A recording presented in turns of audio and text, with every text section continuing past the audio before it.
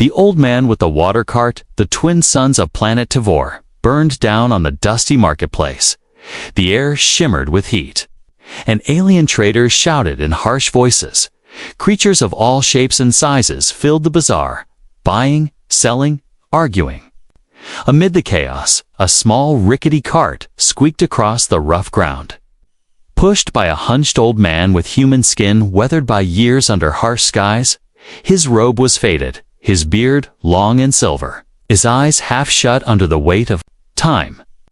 He moved slowly, one foot dragging behind the other, his hands gripping the handle of his cart with effort. The cart was loaded with clear water containers, the rarest thing on Tavir, besides mercy. But no one respected the water vendor. Not anymore. Aliens sneered as he passed, whispering, chuckling, mocking, "Look at the earth fossil." One tall green-skinned alien snorted. "Is he even alive, or just some kind of walking corpse?" said another. "He should be in a museum, not blocking." "Our way," someone added, and laughter followed, but the old man said nothing.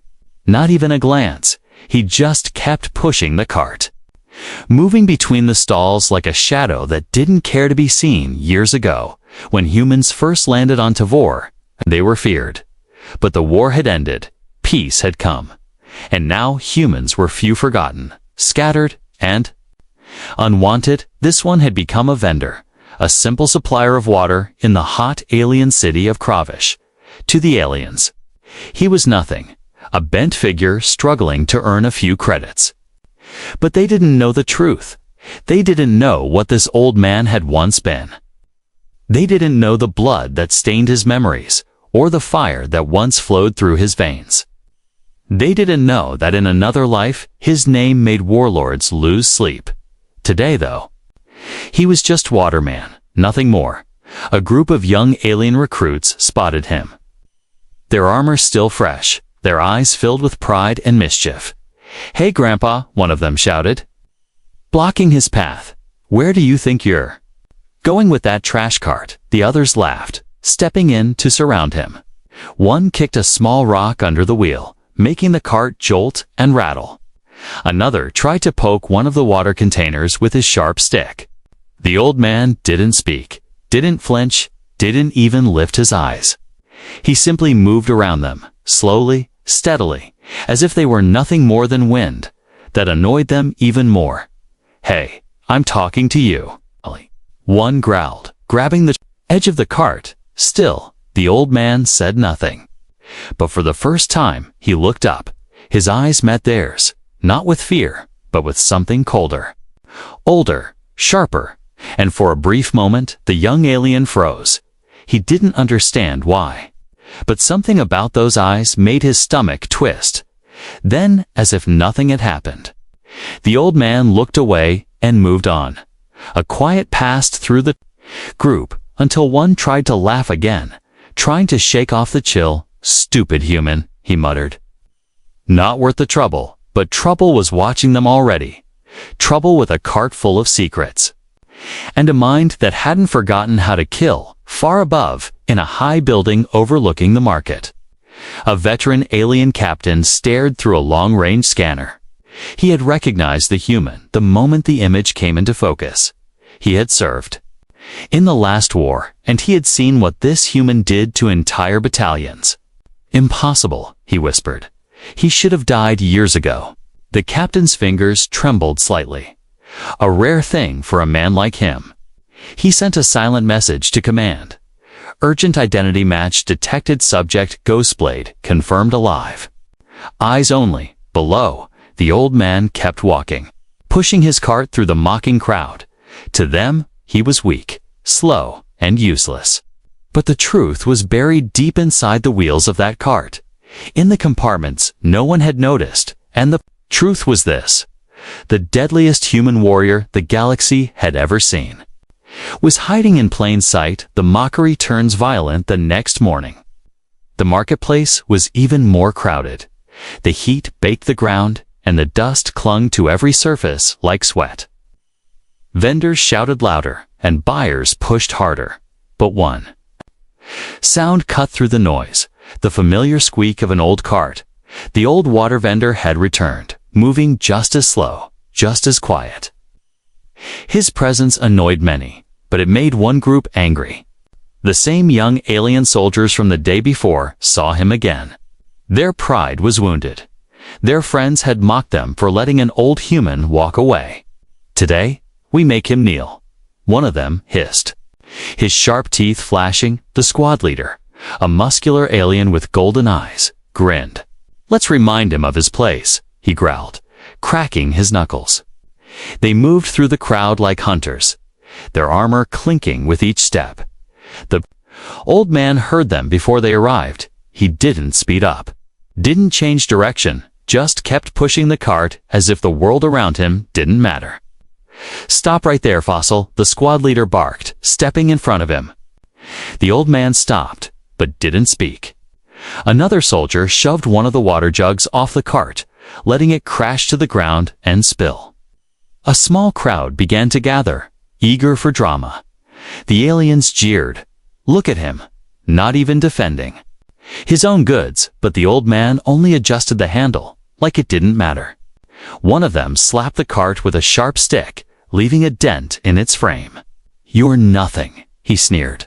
Just a piece of trash walking on borrowed time. Suddenly, the old man lifted his head. His eyes locked onto the squad leader. The crowd fell silent, unsure why the moment felt heavy. The old man's voice came out soft. Almost a whisper. Do not touch the cart again, he said. The soldiers laughed, even harder than before. What are you going to do? Old bones, one shouted. Cry. Another pushed the cart again, harder this time, and that was it. The old man moved, not fast, just one step forward. One hand extended slowly. He placed his palm on the alien's chest armor. The young soldier laughed until his legs buckled beneath him, and he crashed to the ground like a broken statue. No one had seen how, no one understood what happened. But the old man stepped back as if nothing had happened at all. The soldier lay twitching on the ground, eyes wide in shock.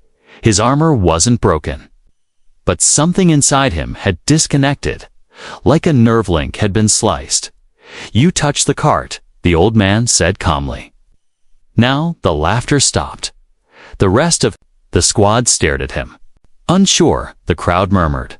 Some began to record on their holo devices. The squad leader's golden eyes narrowed. You think that's funny? He said. His voice low and dangerous. He pulled out a shock baton and stepped forward. You're done. The baton swung fast, but the old man didn't flinch. He leaned slightly to one side, and the weapon missed by inches. Then he reached out again, this time faster. His fingers touched the baton, and suddenly sparks flew. The weapon exploded in the alien's hand. The crowd gasped, stepping back. In shock, the squad leader screamed, clutching his wrist, burned and smoking. The old man didn't smile, didn't blink. He turned his cart and began to walk away once more. This time, no one stopped him. No one dared, because, in that moment, the truth was starting to whisper through the crowd.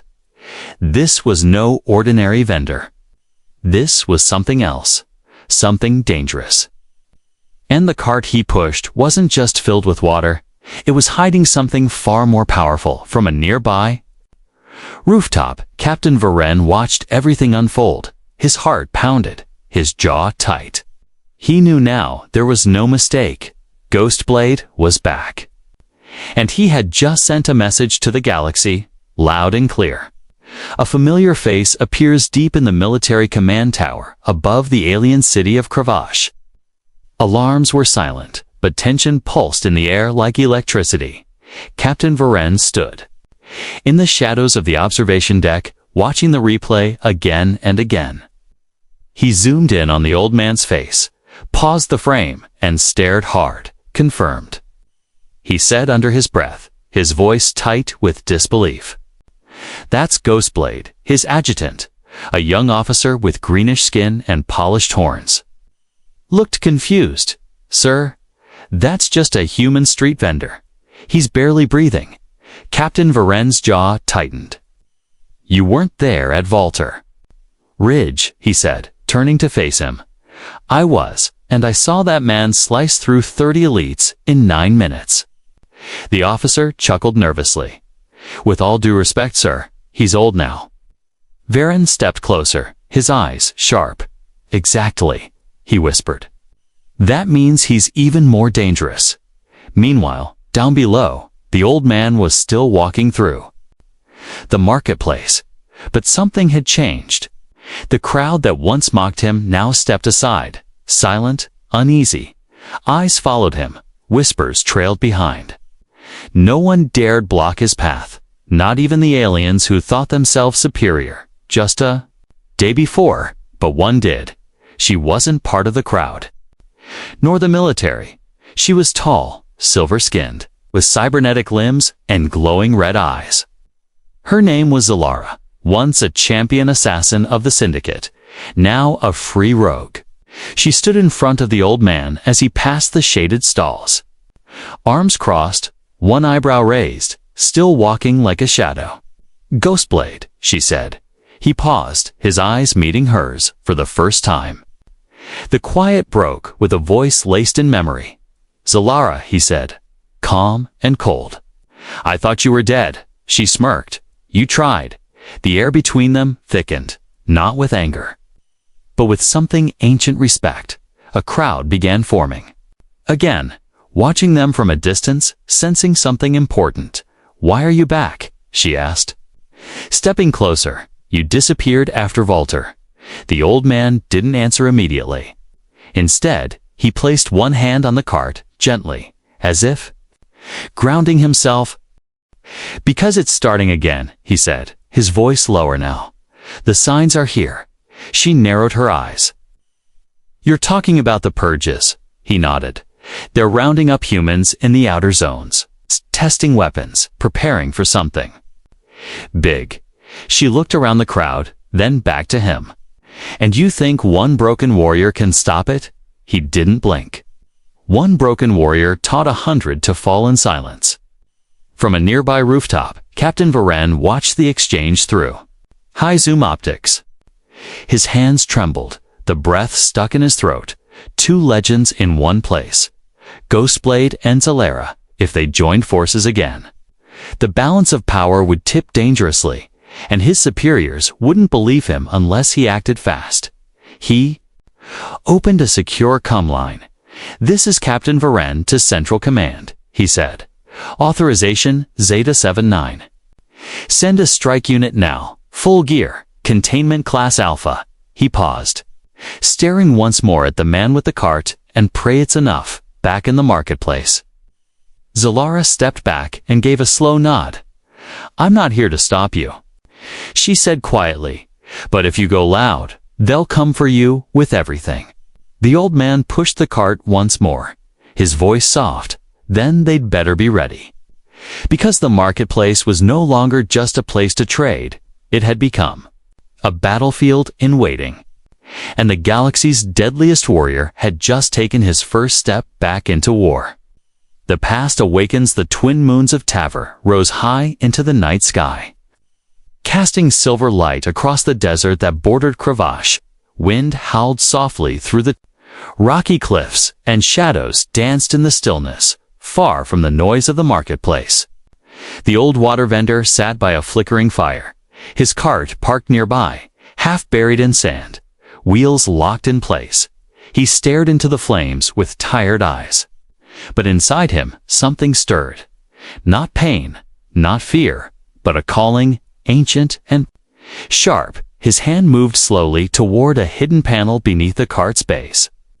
With a soft click, the panel opened, revealing a secret compartment no one had ever noticed.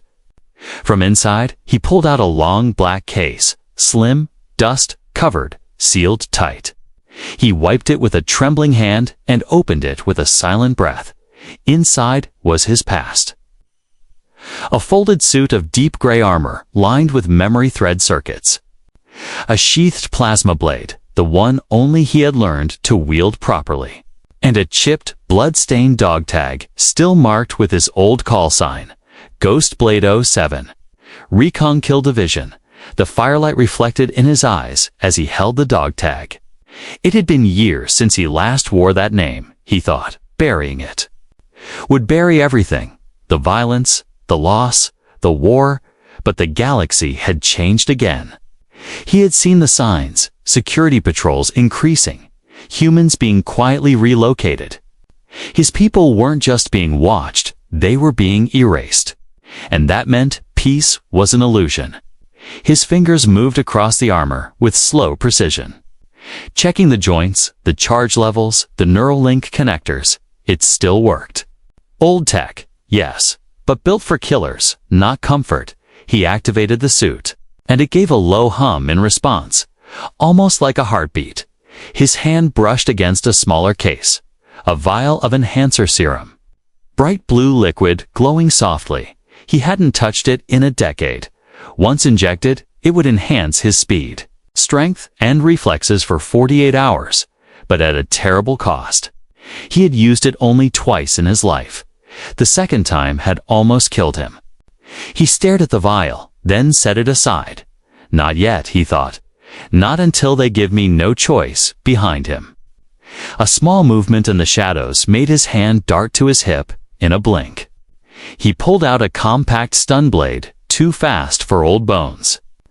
But it wasn't an enemy. It was Zelira, approaching quietly, her eyes reflecting firelight. "You really opened the box," she said, half surprised, half impressed. He didn't lower the blade. "Didn't expect you to follow me?" she shrugged. "Didn't expect you to still be alive?" They sat in silence for a moment, two ghosts from a forgotten war. "Command's watching you now," she said finally. "I intercepted a secure message strike team on its way." The old man nodded once, as if he already knew. "They'll come fast, loud, and overconfident," he said. Zelira smirked. "Just how you like them." He placed the armor back into the case, closing it softly. "I don't want this fight," he said. "Eyes still on the fire, but I won't let them erase what's left of us." Zelira stood, her voice low. "If you go down this path again, there's no coming back." He looked up, and for the first time, his voice carried weight. "I never left, in the distance." A soft hum rose, a transport ship approaching low and fast. Dust lifted into the air as black figures disembarked far from the city lights. The strike team had arrived, and they were hunting a water vendor. But what they didn't know was this. They weren't chasing a man. They were walking into the memory of war and the past. Was ready to wake up. The warning they ignored, the city of Cravash still slept under the twin moons. But high above, inside a cold metal chamber lined with glowing panels. The strike team received its final orders. Captain Varen stood at the front of the war room. His face tight with worry, the soldiers before him were elite, sharp armor. Cyber-enhanced, reflexes, they didn't fear anyone, especially not an old human pushing a cart. That was their mistake. "You're not facing a civilian," Varen said, his voice firm. "You're facing Ghostblade, the same human who infiltrated 3 military fortresses alone." And walked out without a scratch. The team leader, Commander Kelth, raised a brow, amused. "With all due respect, sir. You sound like you're afraid of a myth." Varen stepped closer, his voice colder now. "He's not a myth. And I've seen what he does when he stops pretending to be weak." Another soldier laughed. "Sir, he's just an old water vendor now." Varen slammed a holopad on the table, showing the footage, slow-motion clips of the market incident, the baton exploding, the squad collapsing in seconds. The unflinching calm in the human's eyes. "Still thinks he's just old?" Varen asked. The room went quiet. Kelth finally nodded. "Understood," he said. "We'll take it seriously." But deep down, none of them truly believed it. They saw a man with gray hair and a dented cart. Not a legend, and legends, they thought, belonged in books. Not deserts, just beyond the city walls. The desert winds howled through broken ruins. That's where they found the cart abandoned, standing alone in the sand. Its water jugs were gone, replaced by silence. The team spread out, forming a tight circle, weapons ready, visors glowing blue. Thermal scan shows movement nearby, one of them reported. Could be local scavengers, another guessed. But as they approached the cart, a soft voice echoed through their comms. You shouldn't have come. They spun around, searching for the source from the shadows. The old man stepped forward, no longer hunched, no longer slow. He wore a dark gray armor now, thin but dense, fitted like it remembered his every motion. No emblem, no rank, only quiet death. One soldier raised his rifle. Freeze. But the old man didn't stop walking. I gave you a warning, he said calmly. You should have listened.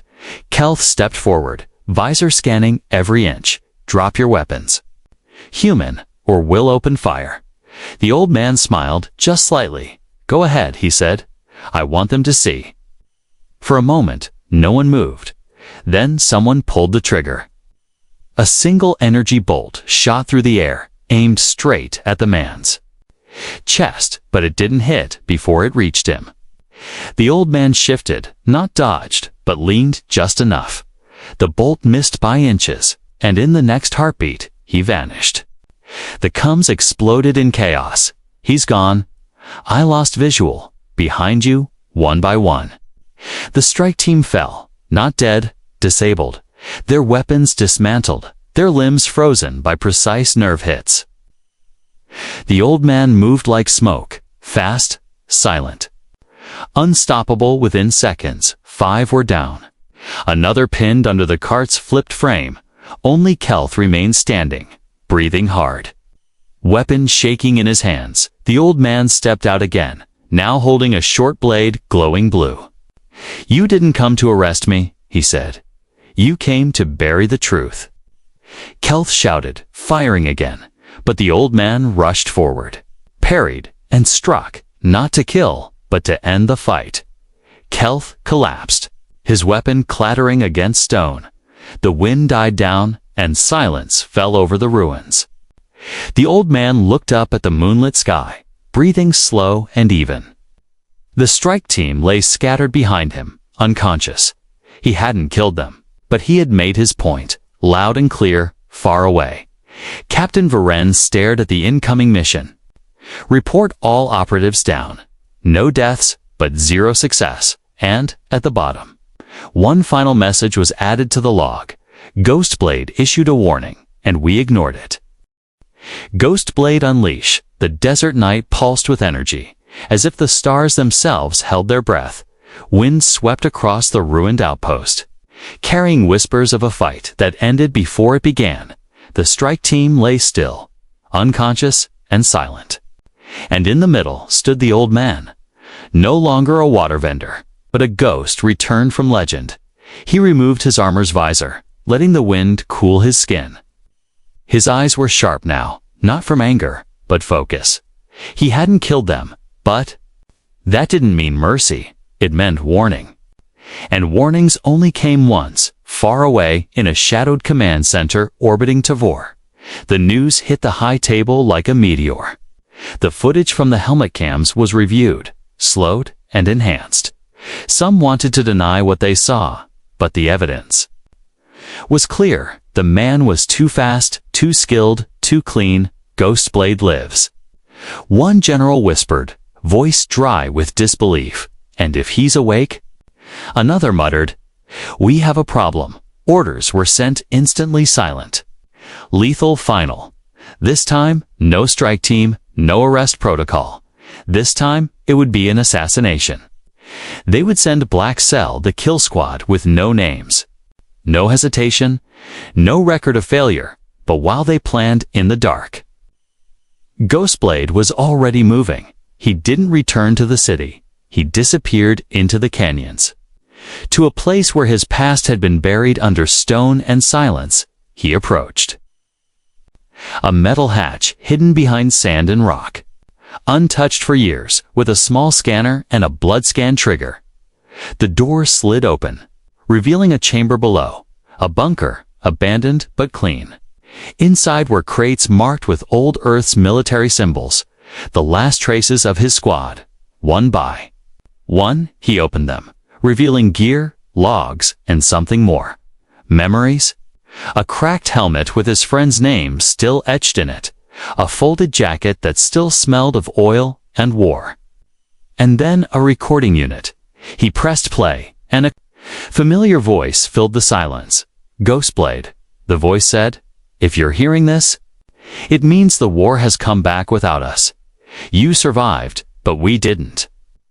Don't fight alone this time. Call them." Ghostblade stared at the COM terminal. Dust gathering on its cracked screen. He pulled out an old contact chip from his armor and slotted it in. Then, one by one, he entered the last known codes of his old unit. If they were alive, they'd come. If not, he would finish this alone. Either way, war was walking again. Hours later, under the cover of darkness, Black Cell arrived. They didn't ask questions. They didn't warn. They came to erase, not capture. They surrounded the canyon, moving like shadows, silent and armed with only kill codes. But the canyon wasn't empty. It was his domain, and they had entered it without knowing who controlled the walls. Ghostblade stood at the edge of the cliffs, watching them move below. He didn't flinch, didn't blink. He reached for the small vial, the enhancer serum he had left untouched for years. He held it between two fingers, stared at it, and whispered, "One more time." Then he injected it. The serum burned through his veins like fire. His muscles tightened. His heartbeat doubled. His mind expanded. Every sound, every movement became sharp and clear. He stepped forward, and the cliff welcomed him like an old friend. From below, the first assassin looked up too late. Ghostblade dropped. Like lightning, landed without sound, and moved. 1, 2, 3, down in seconds. No alarms, just silence. The others scattered, confused, trying to regroup. But he was already behind them, already ahead of them, already everywhere. This wasn't a battle. It was art. And Ghostblade painted it with light and motion. When the last assassin fell, panting and broken, he looked up and whispered, "What? Are you?" Ghostblade stepped over him, his voice calm. "The reason your nightmares have rules." Behind him, the canyon lay still again, and above, a beacon blinked in the night sky, a reply signal from one of his old squad mates. Help was coming. But Ghostblade didn't wait.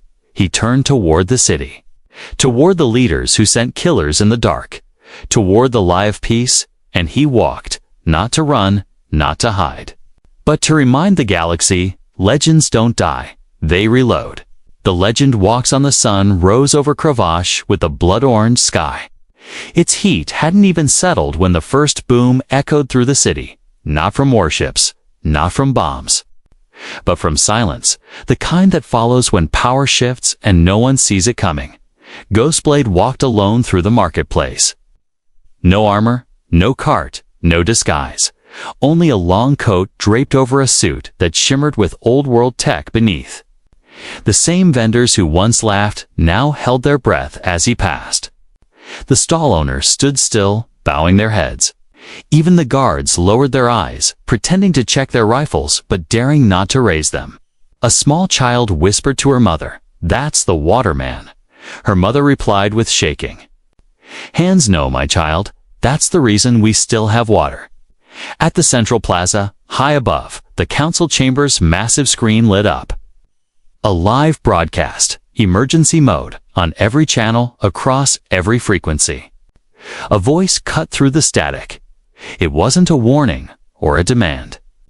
It was a story, one the galaxy had tried to bury. The screen showed a recording taken from one of the assassin's own helmets. The moment Ghostblade dismantled them, not with hate, not with bloodlust, but with precision, restraint, and purpose. And then, another signal cut in. A new face appeared on the screen. A woman with a scar across her brow and an Earth military badge, Commander Lyra. The last living member of Ghostblade's original squad. We never left. She said, "We just went quiet, but we heard what they did to our brother, and now the silence is over." One by one. Other feeds activated faces from different systems, different lives, all once human soldiers. Their voices rose in unity. We served peace, but they wanted obedience. We bled for unity. But they erased our names. Now we remember. Ghostblade didn't speak during the broadcast. He simply stood on the council steps. Staring up at the screen, the city held its breath, afraid to move, afraid to speak. But then the council doors opened, and the governor stepped out, flanked by guards. His lips trembled as he spoke. "We didn't know who you were. We didn't mean harm." Ghostblade looked at him, not with rage, but disappointment. "You didn't need to know who I was," he said, his voice strong. "You just needed to treat me like I mattered." He turned away, walking down the steps, and not a single guard moved to stop him. He passed through the crowd, and something incredible happened. The people stepped aside, not out of fear, but out of respect. No one spoke his name. They didn't have to. The legend walked among them, and that was enough. From the skies above, a dropship descended, the ramp opened, and Commander Lyra stood at the edge, hand raised. Ghostblade stepped aboard without a word. The ship rose, higher and higher, until it disappeared beyond the clouds. Later that day, a small carving was placed at the edge of the plaza. It didn't say hero. It didn't say killer. It simply read, "He gave water and reminded us who we really were." And somewhere, across systems watching from afar, a message echoed. Never underestimate the quiet one, because sometimes he's the storm you never saw coming.